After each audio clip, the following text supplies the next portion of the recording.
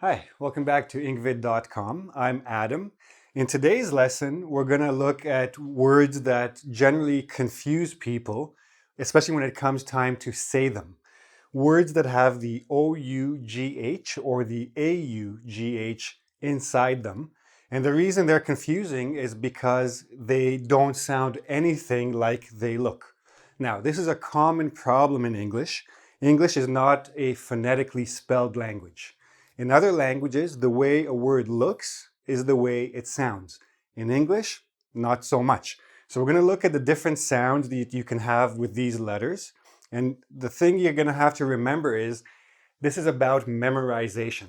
Now, I know that some of you are asking me, well, why do I say it like this? Or why do I say it like that? I don't know. I'm sorry to tell you that. There is no answer. You have to remember each word, how it's pronounced, and just remember it and use it and practice it, etc. So if you look here, you'll notice that I have 8 different sounds for OUGH or AUGH. Okay, let's start with uff, tough, rough, enough. So even though it's OUGH, there's no OUGH. Okay, there's no such sound as OUGH in English. All of these have a specific sound. We're starting with uff. Tough, rough, enough. Now this word I'm going to get back to in 1 second, okay? Let's look at the next one. Ooh. Very straight, ooh. Through, like you go through the wall. If you're going really fast and you break through the wall, you're through. Ghoul, ghoul. A ghoul is an animal that waits, or it's like a mystical or fictional animal that waits for somebody to die and gets pleasure out of other people's death. When people, for example, if you're driving on the highway and you see a really bad car accident and you slow down to have a look, people might call you a ghoul because you want to see blood, you want to see death. Not a good word, but that's how it's pronounced. Ghoul, ooh. Now, let's go back to this word. The reason I put it in the middle here is because this word actually has 2 meanings, each one pronounced differently. Slough, slough. Okay, different meanings. It's not a word you're going to use very often, but slough is it's basically like a marsh, like a very wet area. It's not a lake, it's not a pond. There's a lot of weeds and lots of plant in it, and it's very thick, but that's another word for that is slough. Slough, now a lot of people will write it like this, especially American English. You can spell it like that. Slough means a lot. So he's got a slew of problems, means he's got a lot of problems. This is more common usage, but again, you're going to see this more often than you're going to see that. But if you do see that, like if you're reading British English, for example, you're going to see that. Just understand in context which word it is, slew or slough. Okay, next, aff. So notice I'm using the A here, not the O. So that gives you a little bit of a hint, but not exactly because we're going to look at something else. Laugh, everybody knows laugh, ha ha ha, right? And draft. Now again, American English, they don't bother. They just spell it like that, draft, exactly how it sounds exactly as it looks. But draft has different meanings. One, you can have a draft beer, like a beer from the keg. You can drink that draft beer. There's also draft like a drawing. Like an architect, for example, when he or she designs a building, they make a draft of the plans. And once everything's agreed and everything's settled, then they make the actual final plans. You can also have drafts of your essays. First draft, second draft, you make all the edits and changes, and you get to the end. So, aff. And the T, we're going to come back to, remember that T. We're going to talk about that in a second. Now, up. There's only one word that sounds like up, and it's spelled with an O-U-G-H. Oh, sorry, that was a hiccup. Okay, again, American English will spell it like this. British English will spell it like this, but they sound the same. Hiccup. Okay, off, cough, trough. Again, not an everyday word, but you might hear it occasionally. A trough is like a box that you put water or food for animals. So in the Western movies, you see a horse coming down and is bending down and there's a box with water and it's drinking. That box is a trough.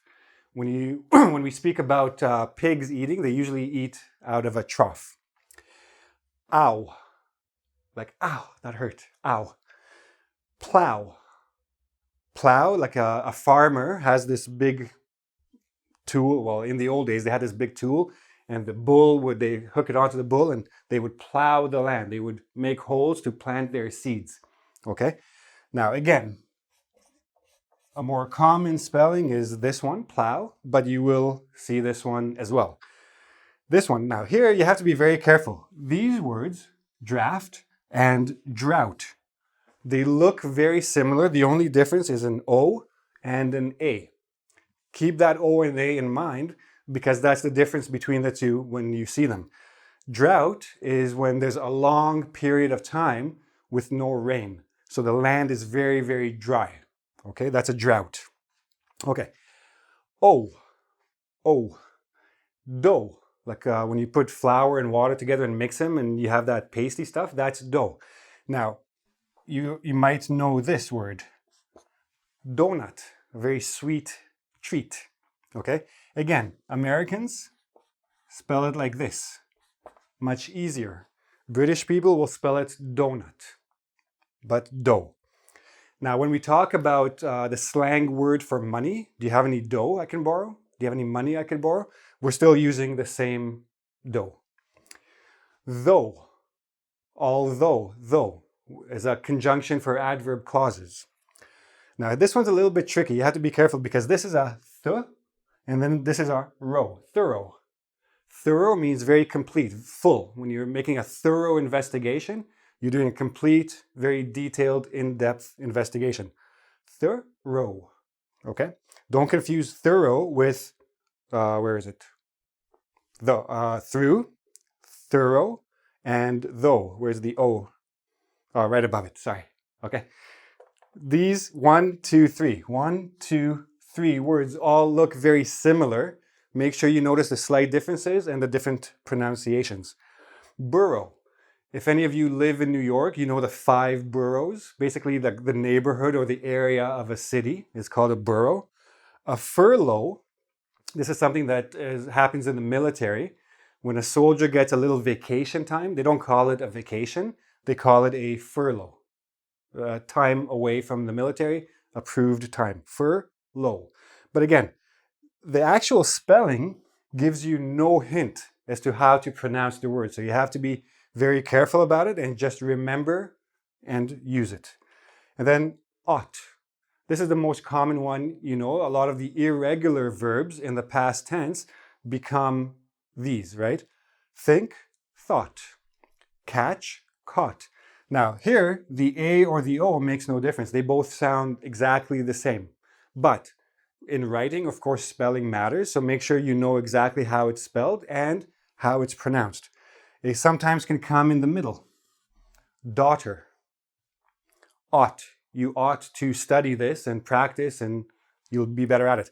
Now, remember I told you to remember the T? Notice that most of the times when you have the OUGH or the AUGH followed by a T, the sound is going to be ought. But because this is English and English likes to be complicated and difficult, we sometimes have exceptions to the rule. Draft, caught, okay, or daughter or whatever. Keep that in mind. Now, again, I wish I could tell you there's a reason for it, and I'm sure for linguists there probably is, but it's not important. What's important is that you know the different sounds, you know how to use them. Now, there aren't many other words with these OUGH or AUGH.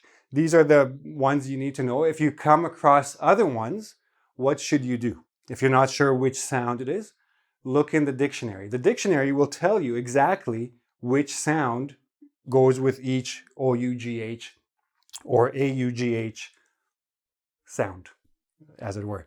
Okay? Now, if you have any questions, please come to engvid.com and join the forum, and you can ask me any questions you like. There is a quiz there right now that you can practice these sounds. You will rhyme them with other words to make sure that they sound the same. And of course, subscribe to my channel on YouTube and come again soon. Bye.